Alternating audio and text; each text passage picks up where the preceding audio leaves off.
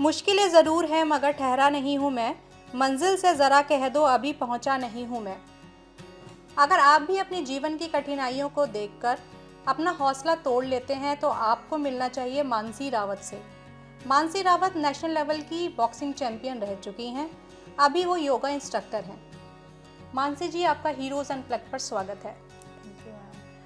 मानसी, अब आज आप योगा सिखा रही हैं बच्चों को, लेकिन हम आपको एक नेशनल लेवल बॉक्सिंग चैंपियन के तौर पर जानते हैं। तो अपनी बॉक्सिंग की कहानी के बारे में बताइए कि बॉक्सिंग करने की शुरुआत कैसे हुई? एक्चुअली जब मैं 9th क्लास में पढ़ती थी तब मैंने ऐसे ही मूवीज़ वगैरह देखती थी, मेरे को अच्छा लगता था। और स्टार्टिंग से एक तो हमारा कल्चर ही ऐसा है कि हम पहाड़ों से बिलोंग करते तो थोड़ा बॉडी में स्ट्रेंथ वगैरह बहुत होती है, तो वही फिज़िकल एक्टिविटी करने बहुत इंटरेस्ट रहता था। फिज़िकल एक्टिविटी स्कूल में भी लड़कों के साथ रनिंग करना, ये करना वो करना, तो ऐसे करती रहती थी। तो घर पे मैंने बताया कि मेरे को बॉक्सिंग करनी है। स्टार्टिंग में तो सबने मना किया था, लेकिन फिर मैंने बोला कि नहीं, मेरे को करनी है। तो मैंने बोला था मैं पढ़ाई ब्रेक डाउन कर दूँगी। तो फिर घर वालों ने बोला नहीं, 10th कंप्लीट कर लो, उसके बाद स्टार्ट करना। फिर 10th कंप्लीट करी, फिर 11th में मैंने आईजी स्टेडियम पहले ज्वाइन किया। 2016 में मैंने आईजी स्टेडियम ज्वाइन किया, वहाँ से बॉक्सिंग की स्टार्टिंग करी। तो सबसे पहले कुछ टाइम ट्रेनिंग के बाद ही फर्स्ट कंपटीशन खेला। उसमें जब मेरे को मेडल मिला, मैंने फर्स्ट सिल्वर मेडल स्ट्रेट में जीता था। तो उससे क्या हुआ, मेरे को बहुत ज़्यादा मोटिवेशन मिली। नए जाने के बाद तुरंत एक अचीवमेंट मिलती है, तो किसी भी प्लेयर के लिए वो बहुत मोटिवेशनल होती है। तो फिर वहाँ से कंटिन्यू करा मैंने। फिर नेशनल में जब स्ट्रेट में सिल्वर आया, फिर प्रैक्टिस और बढ़ाई। फिर दोबारा स्ट्रेट खेला, फिर थर्ड स्ट्रेट खेला, उसमें चैम्पियन बनी। तो फिर नेशनल गई, फिर ऐसे ही चलता रहा। कई बार मैंने स्ट्रेट में गोल्ड है। इंटर कॉलेज में ड्यू से मैंने ग्रेजुएशन करी है। फिर वहाँ पे इंटर कॉलेज खेला था, तो वहाँ पे गोल्ड था। वहाँ से ऑल इंडिया यूनिवर्सिटी खेलने को मिली। तो इस तरीके से मैंने मेरा बॉक्सिंग का करियर इस तरीके से चला। तो इसमें परिवार वालों का, जब आपने बताया कि मुझे बॉक्सिंग करनी है, तो परिवार वालों का क्या रिएक्शन था? और हमने ये भी सुना है कि आपके फादर ने आपके लिए जॉब छोड़ी, दंगल मूवी देखने के बाद उन्हें एक प्रेरणा मिली। एक्चुअली ये है, उनका खुद का काम था। अच्छा। तो उन्होंने उस टाइम पे थोड़ा हमारे ऊपर बहुत ध्यान दिया, मतलब थोड़ा नहीं, बहुत ज़्यादा ध्यान दिया था उन्होंने। तो पूरा सपोर्ट किया था। जैसे मम्मी घर पे रह के खाना वाना बनाए, टाइम टू टाइम खाना देना, ये करना, तो पापा भी क्या करते थे, साथ में लेके जाना, लेके आना, मतलब ध्यान रखना कि कब क्या खिलाना चाहिए। तो पापा पूरा सपोर्ट करते थे। स्टार्टिंग में तो कोई भी फेवर में नहीं था कि नहीं अभी। एक्चुअली आजकल के टाइम में क्या है, बच्चों को बोलते हैं कि पढ़ाई करो पढ़ाई करो पढ़ाई करो। तो वैसे ही हम लोगों की फैमिली में भी था कि नहीं, पढ़ो लिखो, अच्छे जॉब करो। तो तब स्टार्टिंग में थोड़ा सा सोचते थे कि नहीं, पहले पढ़ लो फिर जाके देख लेना। फिर उसके बाद जब स्टार्ट किया तो फिर सब सपोर्टिव थे। और सपोर्टिव खाली नॉर्मल सपोर्टिव नहीं थे, मतलब पूरा का पूरा टाइम देते थे अपना। इनफैक्ट जब हमारी छुट्टी होती थी ना, जैसे एकेडमी वगैरह सैटरडे बंद रहती थी, संडे बंद रहती थी, तो सेल्फ प्रैक्टिस करवाते थे। हमारे साथ खुद ट्रेनिंग करते थे ताकि हमें मोटिवेशन मिले। जब आप बॉक्सिंग सीख रही थी तो क्या ऐसा भी हुआ कि आपको लगा कि अब मुझे लड़कों के साथ प्रैक्टिस करनी चाहिए, शायद तब एक्चुअली स्ट्रेंथ आएगा? हम लोग ट्रेनिंग ही ज़्यादातर लड़के होते थे, तो लड़कों के साथ ही करते थे ट्रेनिंग। अच्छा, जब स्टेट लेवल पे मेडल्स आने लगे, सिल्वर मेडल, गोल्ड मेडल, तब ऑब्वियसली उत्साह तो बढ़ गया होगा कि अब इसमें ही आगे करियर परस्यू करना है। यस मैम, मुझसे ना बहुत ज़्यादा मोटिवेशन मिलती है। और जब हम जीतते हैं ना, कुछ अचीव करते हैं, तो हमारे को ऐसा होता है कि थोड़ा और एक्स्ट्रा प्रैक्टिस करना है, आगे और जाना है। मतलब अगर हम एक गोल अचीव करते हैं ना, तो फिर हमारा भी दूसरा गोल बन जाता है। तो ऐसा क्या मानसी, ऐसा क्या टर्न आया, क्या टर्निंग पॉइंट आया कि आपका जो एम था, जो गोल था लाइफ का, कि आप बॉक्सर बनेंगी और भारत के लिए इंटरनेशनल लेवल से मेडल्स लाएंगी, तो अचानक से उसे छोड़ के योगा इंस्ट्रक्टर की तरफ आना? मैम, जैसा कि आपको पता है, एक मिडिल क्लास फैमिली या पुअर क्लास फैमिली वाले ही बच्चे सोचते हैं कि हमें फिजिक मतलब ज़्यादातर स्पोर्ट्स लाइन में या तो पुअर क्लास फैमिली वाले मिलेंगे या तो फिर मिडिल क्लास वाले।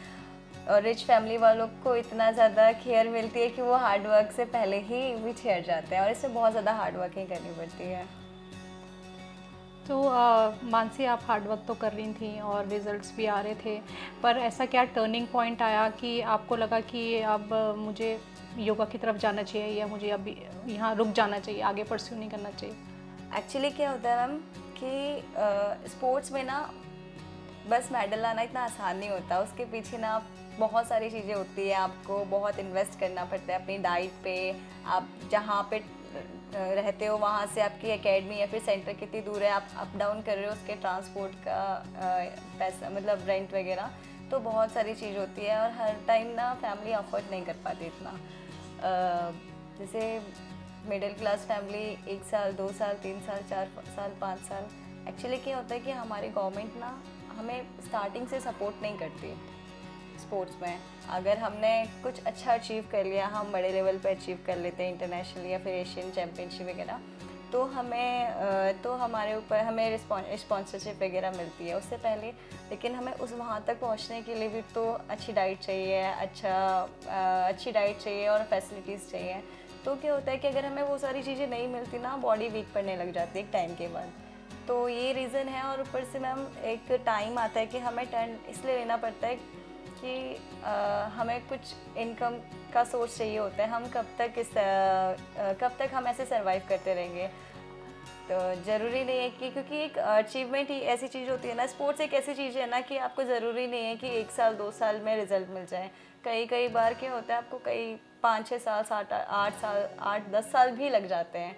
तो यही रीज़न है कि सबसे बड़ी थी मैं घर में, तो मेरे को थोड़ा स्विच करना पड़ा बॉक्सिंग से। और योगा इंस्ट्रक्टर की लाइन मैंने इसलिए चुनी क्योंकि मैं ना स्पोर्ट्स की लाइन से ही आगे जाना चाहती थी। एक्चुअली क्या है कि हमने कुछ ऐसा आगे इतना अच्छा कोर्सेज नहीं किए थे, ऐसा कोई टेक्निकल कोर्स नहीं किया था जिससे कि हम किसी अच्छी पोस्ट पे जा सकें।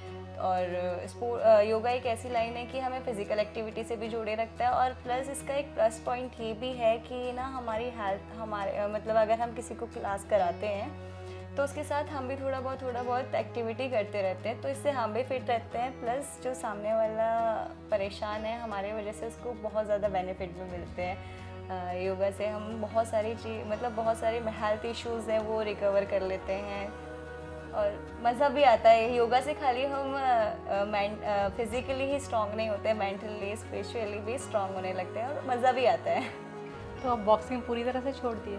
हाँ जी मैम, पूरी तरीके से छोड़ दी है। कभी मन नहीं करता कि मैं दोबारा से बॉक्सिंग करूं, बहुत जाऊं, रिंग में जाऊं?